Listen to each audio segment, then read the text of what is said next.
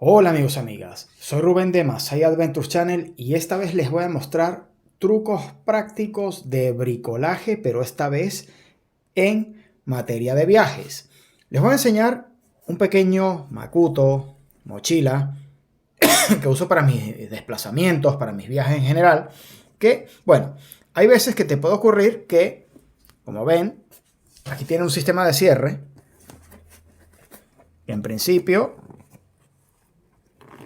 es todo unido, pero en ocasiones este se puede romper.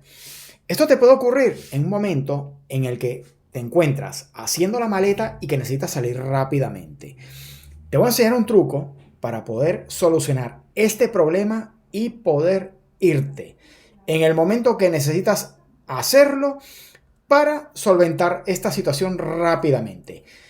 Quédate conmigo y aprenderás este pequeño truco tan útil en materia de viajes. Bien, vamos a enseñarte cómo solucionarlo. Lo primero, agarramos una tijera, por ejemplo, como la de mi navaja, o si no la puedes conseguir prestada si te encuentras en un hotel o en un alojamiento. Es muy difícil que en un lugar donde estés alojado, como puede ser un hotel, no tengan material de oficina como una tijera.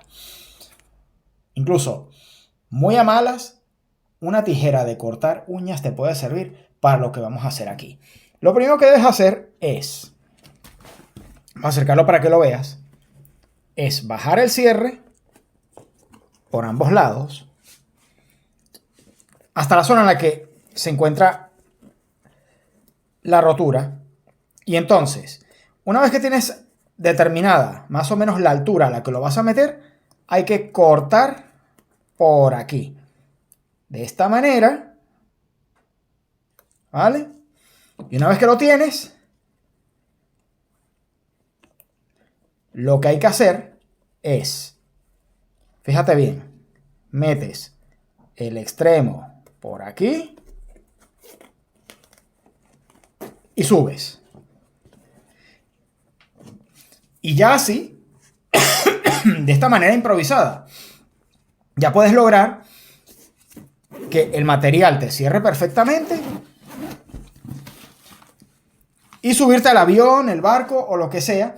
Y ya después puedes hacer un pequeño remate cosido aquí en este lado y así terminar de hacer la reparación para que la mochila o incluso la chaqueta a la que haya podido romperse el cierre te pueda seguir haciendo el servicio, por lo menos mientras sigues haciendo el viaje.